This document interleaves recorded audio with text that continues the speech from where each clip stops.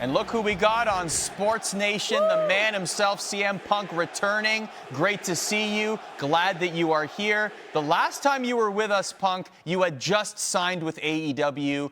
You were still getting familiar with the surroundings and all the new faces. Now we're a few months in. You've had a chance to be in the ring with a lot of professional wrestlers that you hadn't wrestled before. So I'd love to hear, you're in this role where you're really working with a lot of younger talent at AEW and having some unique matches. Why was it so important to you to return to pro wrestling in this capacity? Because, well, I mean, very selfishly, it's what I wanted to do. You know, when you take 7 years off of something that you're pretty decent at, and kind of having your priding yourself and having your pulse, having your finger on the pulse of everything. I think there's an undercurrent, and there's a lot of young professional wrestlers out there that are, probably better than a lot of people give them credit for, and they just don't have the spotlight. They don't have anybody that's saying, "Hey, look at this guy," or they do, but just not on a national level, And I think I can use my name, whatever value that has, and kind of highlight some of the guys while knocking off some ring rust and moving myself up the ladder. So, I mean, for storyline purposes, it makes sense to me. And just, man, I always remember guys helping me, and they were few and far between. And I think more people should help more people. And I'm just trying to do my best to do that. And what was that moment like where you stepped out for the first time and everyone was calling your name? It's pretty crazy. I definitely think it's the number one moment of my career. I've been fortunate. I've done a lot of cool things. Won titles, sold out buildings, wrestled with a lot of big names. But to come back after 7 years and have that be the response, shows you, I think, that I left my fingerprints all over the industry, individuals, and everything. I know we cheated a little bit, and it was in my hometown, but still, to sell out the United Center on a rumor, and then to come back and then to feel that love is pretty incredible, and it's still a little bit overwhelming, to tell you the truth. And we had AEW stars and power couple Britt Baker and Adam Cole join the show last week, and we played a little game with them and asked who their dream mixed tag team matchup would be, and both of them revealed that you and your wife, A.G. Lee, of course, would be the ones that they would want to face. Please tell me we're going to see this matchup. Maybe. Oh, that one I can't promise you. She's doing her own thing, and to be completely honest, I know her, and if I said, "Hey, you want to do this wrestling match," and if she was all gung ho to do it, I know she would want to get into stupid shape to do it, and I like her thick, so I don't want to take that away from myself. Fair enough, fair enough. CM Punk, we know that you're a big hockey fan. What I would like to do right now is I would like to show everybody, just to catch everyone up here, a clip of you. AEW was at UBS Arena, the new home of the New York Islanders. This is what you had to say to the Islanders faithful at an AEW event in that arena. Have a look. Man, Chicago is so much louder. Whoa. Somebody call Barry Trotz. I figured out why the Islanders have yet to win a game in this building. Wow. See, that's not right. That's a low blow. A little pro wrestling tactics there. I will say this, though. When you delivered that promo, the Islanders had not won a game yet at UBS Arena. Soon after that, CM Punk, they did win. So what I'd like to ask you is, how does it feel to be the singular reason that the Islanders changed their fortunes and were finally able to win in their arena?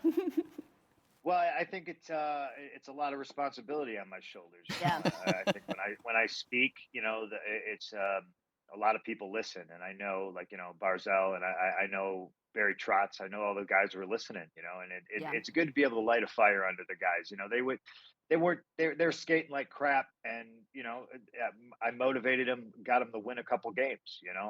I don't know if we're going to see them in the playoffs, but time will tell. I think it's safe to say you were being a leader there for winning. Now, speaking of leaders, Arda mentioned earlier that the leadership role you've taken on at AEW. Who are some of the young talents that have impressed you so far, and who are you most looking forward to working with in the future? Man, talents that have impressed me so far. There's so many, honestly. There's so many young guys. I think the future of AEW is in such good hands. Most of the younger guys that we have that we're going to wind up, spotlighting in the next 5 years or so are in their early 20s. I mean, Britt Baker, Hook. I mean, everybody seems to love Hook. Guys had one match. You know what I mean? I just think we take our time with our talents, and AEW as a whole is still a baby, 2 years old, right? 2 years old.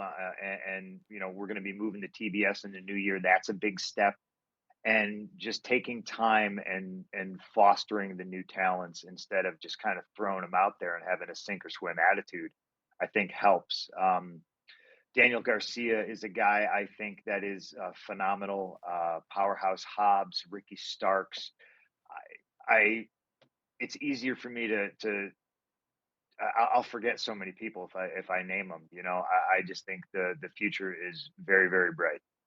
One last question for you, Punk. I feel like you're uniquely positioned to answer this question. Obviously, you've spent a lifetime in pro wrestling, one of the most famous pro wrestlers of all time. You also trained in mixed martial arts. You know what that grind is like. You know what combat sports is all about and trying to get to that top-level competition. I'd love to hear your opinion and just thoughts on what we're seeing in boxing right now with, like, the Paul brothers and what they're putting on. What is your opinion as somebody who understands both worlds of pro wrestling and concrete combat sports? I think everything's entertainment. I think some people conflate being a fighter with being an entertainer. But when it makes dollars, it makes sense. And what the Paul brothers are doing, I think is, for lack of a better term, it's old school pro wrestling, right? I mean, this is stuff that you could say they're crossing over, but there's so many similarities between the two businesses. They command attention. People want to see them get knocked out. They know this, but they're putting themselves out there. They're putting themselves online.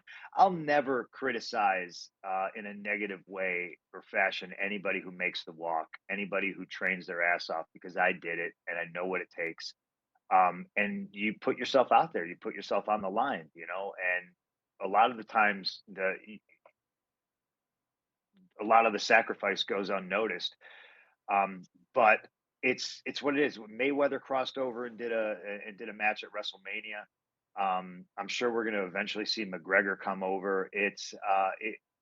Rousey was excellent when she came over.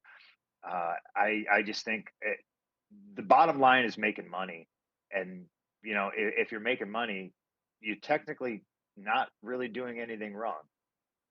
You can watch CM Punk compete on AEW Dynamite tonight, 8 Eastern. He's teaming with Sting. You don't want to miss that. Darby Allin as well. Punk, thank you so much for your time, man. It was a lot of fun. No problem. Hope to see you all at the show tonight.